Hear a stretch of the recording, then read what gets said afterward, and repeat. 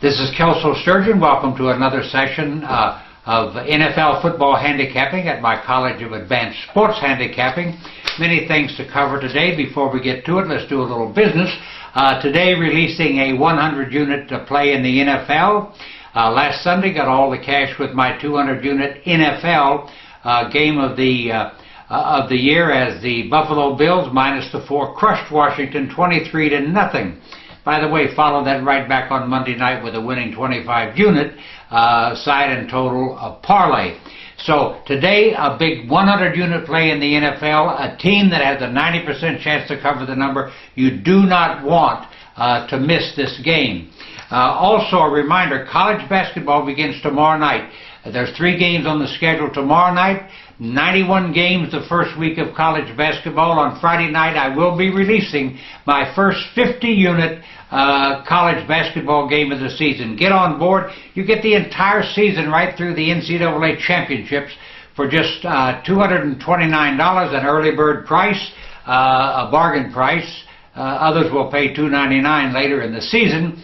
You can sign up for the season on this website or toll free at 1-800-755-2255, and that 100-unit NFL play is ready right now on this website or at my office, 1-800-755-2255. All major credit cards are accepted. Now, you know, I said in an earlier report this week I would discuss a little bit the New York Giant game today. The Giants are at New England. New England a 9-point favorite. And I want to point out a couple of things. You know, when you handicap a game, no matter, we all weight the factors as to what really is important, what might have a minor impact on the outcome or whatever. No game stands alone on any single factor. But, you know, there's a real dilemma in handicapping this game. And I want to just go through these things. First of all, much has been made of the fact that New England is in a major bounce upward form off that loss to Pittsburgh, where they were a favorite last week, and I don't disagree with that. New England is in a major bounce back form today, and they're home where they're, you know, normally pretty deadly. This is a team that hasn't lost 2 games in a row, but twice in the last 8 years. Now, how strong a factor is that? We've got them in a bounce upward form. Their history says that they seldom lose 2 in a row, just 2 times in the last 8 years. And now we have the New York Giants, a 9-point underdog. Now, you can consider all the factors for New England, many in addition to the 2 I just mentioned. You can consider all the factors with the New York Giants, and then all boils down to this. The enemy here is the number, the New England -9. Now, is New England capable of covering the 9? You know, they haven't been too impressive to me this season. The New York Giants, do you take the +9 or whatever? The bottom line is just this.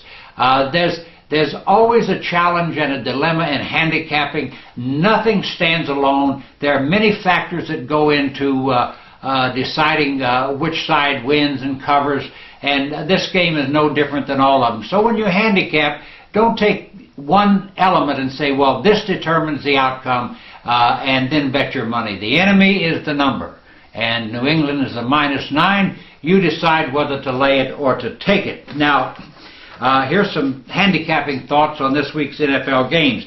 You know, Atlanta started the season very slow. They won 3 of the last 4. Come into today's game, having won 2 in a row, including their last outing, 23-16 upset at Detroit. They're coming off a bye, and they're a 7-point favorite at winless Indianapolis. Numbers seem kind of modest to me. Baltimore, a 3-point underdog in that game at Pittsburgh tonight, beat the Steelers 35-7 in the opening game of the season. Does revenge on the part of the Steelers play a part in this? Probably so, but once again, 2 tough teams. Cincinnati, a 3-point underdog at Carolina. The Bengals have been flying under the radar all season. They go for their 5th straight win in this game. They're 3-1 on the road this season. Do with that what you wish. Cleveland, an 11-point underdog at Houston, is 1-4 against the number in its last 5 games. Dallas is in major bounce-back form off that 34-7 loss at Philadelphia, a dreadful loss, by the way, minus 11.5 against Seattle. Denver at Oakland. Tebow starts again for Denver. Some say it's a disaster. I'm not ready to make that declaration.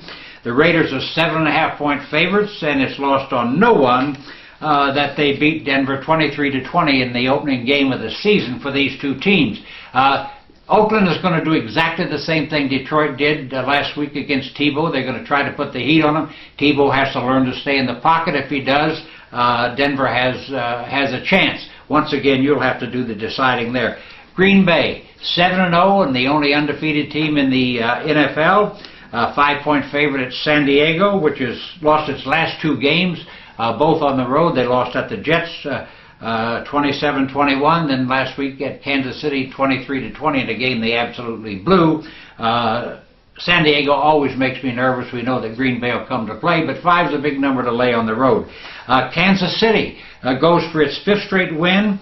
It's at home against winless Miami. The Chiefs are 4-0 straight up in their last 4, 5-0 against the number in their last 5. A dramatically improved team that started the season 0-3. St. Louis at Arizona. The only thing you need to know about this is that Arizona is a 2.5-point favorite. Both starting quarterbacks are questionable. Both have suffered injuries and they're hobbling around. San Francisco, another team that has flown under the radar, 6-1. They only lost a 3-point decision to Dallas. They go for their 6th straight win at Washington today. They're slight favorites. Today's games, the numbers are tight, but if you do the digging, you can find all the edges that you need to get the cash, and I intend to do just that. I'll be back here on Monday with my Monday night report, but just remember, today, a 100-unit play in the NFL.